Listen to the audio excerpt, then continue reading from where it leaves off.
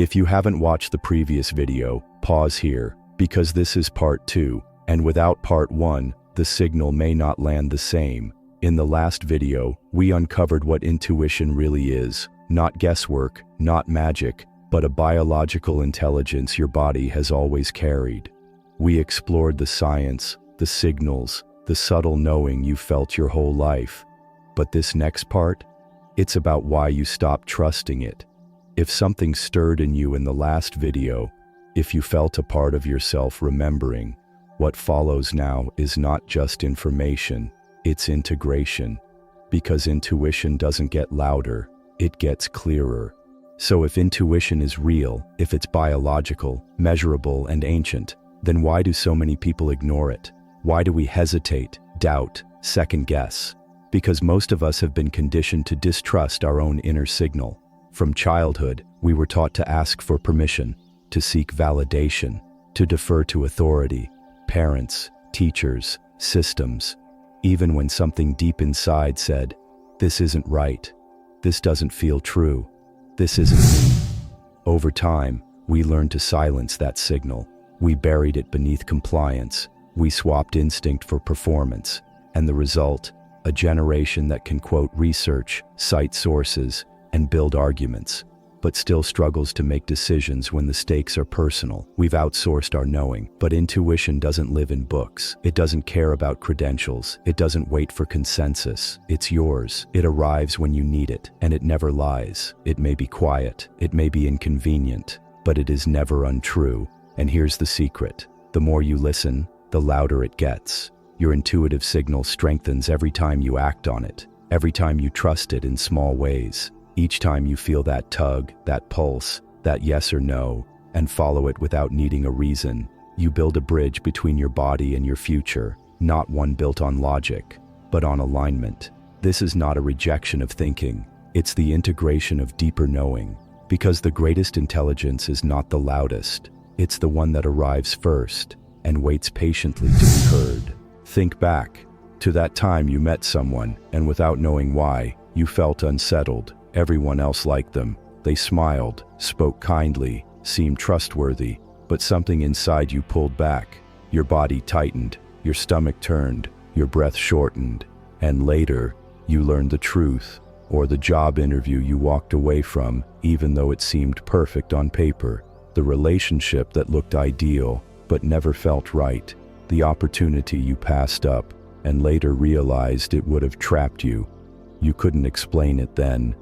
But now, looking back, you see it clearly. That was intuition. And here's the thing. It wasn't luck. It wasn't just a feeling.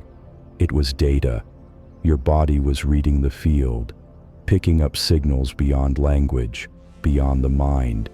Because the body is not just reacting to the past, it's constantly scanning the present, and sometimes the future. Studies in the field of presentiment have shown that the human body can register changes seconds before a random emotional stimulus is presented. Heart rate changes, skin conductivity shifts, pupil dilation increases, before anything has occurred. Before the brain knows what's coming, the body already does. This is what spiritual traditions have long described as alignment, and what modern science now calls anticipatory awareness. It's the intersection of intuition and time. You feel it as déjà vu, as a warning, as an inexplicable calm right before something massive unfolds. You can't prove it at the time, but you feel it, and that's enough. The real challenge isn't whether intuition exists, it's whether you're willing to honor it, even when no one else sees what you see. So how do you strengthen intuition? Not by thinking harder, not by forcing insight, but by removing what blocks it. Because intuition isn't something you build, it's something you uncover. It's already there, beneath the noise, the programming, the fear, waiting for space to speak. The first block, overthinking. We've been trained to analyze everything, to weigh pros and cons, to seek logic in places that require presence. But intuition doesn't thrive in chaos. It whispers in stillness. So start with silence.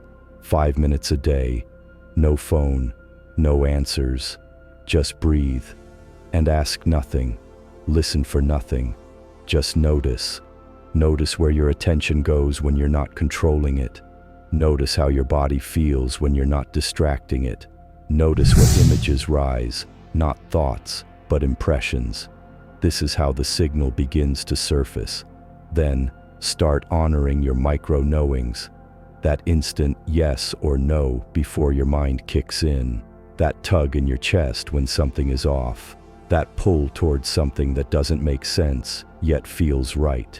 Act on them, not all at once, just enough to show your system, I hear you. And with each act of alignment, the channel strengthens. Intuition is like a muscle, but not in the way you think. It doesn't grow from strain, it grows from trust. And the more you trust it, the less noise you tolerate, the less you entertain confusion. Because now you don't need the full story. You recognize the signal, and that's enough. Eventually, intuition stops being something you check in with. It becomes the default. It's not a tool you reach for, it's the lens you live through. You walk into a space and feel the frequency before the conversation begins. You meet someone and instantly sense where they're holding back. You read between words, between moments, because now your system is calibrated to subtlety. That doesn't mean you're never wrong, but it means you no longer override your first knowing. You don't talk yourself out of it. You don't wait for permission. You listen and adjust. And this changes everything, because intuitive living isn't reactive, it's rhythmic. You move and flow with what wants to happen, not just what your mind tries to force. This affects your timing, your creativity, your relationships. You say yes to what aligns, faster. You say no to what drains, without guilt. You pause when the energy shifts. You move when it opens again. And here's the hidden gift. People feel it. They sense your clarity, even if they can't name it. Your decisions feel different, not rushed, not rigid, just clean, aligned. They'll ask how you knew, why you walked away, why you stayed, why you trusted a path no one else saw. And you won't have charts or arguments. You'll just say, it felt right. And that will be enough. Because when intuition becomes your compass, you no longer need maps drawn by other people. You draw your own. At some point, intuition stops being just a guide. It becomes a mirror, because the more you follow that subtle inner knowing, the more you begin to meet parts of yourself you didn't know were waiting. Old wounds surface, not to hurt you, but because your intuition is now strong enough to hold space for their healing. It tells you, this situation feels off, not just because of what's happening, but because it echoes something unresolved inside. And in that reflection, you begin to reclaim fragments. You notice how often your gut feeling is rooted not in danger, but in a memory of danger. You recognize that sometimes your intuition is pure, and other times, it's tangled with fear. This is where discernment begins. Not every strong feeling is true, but every strong feeling is worth exploring. And intuition doesn't mean you always get it right. It means you're willing to stay in relationship with yourself, even when it's uncomfortable. That's the deeper science. Not neurons, not magnetometers, but integration. Because the more you trust the signal, the more you reveal the noise, the programming, the stories that were never yours. And clearing them, that's not just healing, that's recalibration. You are not just a being that receives insight, you are a being that can evolve through it. That's what no one told you. That intuition isn't just about sensing the world, it's about rewriting how you move through it. So what is intuition really? It's not magic, it's not a superpower, it's not something only gifted people have. It's your original language. The one you spoke before you had words, the one your ancestors trusted, long before science caught up. It's the signal behind the noise, the feeling before the thought, the knowing that doesn't need a reason, because it is the reason. And it's always been there, waiting, underneath the logic, beneath the rules, behind the conditioning. It doesn't need proof, because when you finally trust it, you become the proof. You begin to make different choices, You align with different people. You walk away from things that no longer fit, and you stop explaining yourself because your life starts speaking for you.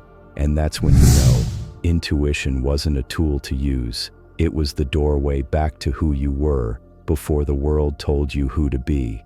So from this moment on, listen deeper, move slower, and when the knowing arrives, soft, sudden, certain, don't argue, don't wait, answer, because every time you do, you're not just hearing yourself, you're becoming yourself. If something in you stirred today, if a part of you woke up that you didn't know was asleep, comment below, write it, name it, let it echo, and subscribe. If not for more videos, then for the version of you that's learning to listen again. This wasn't a lesson, this was a remembering, and you already knew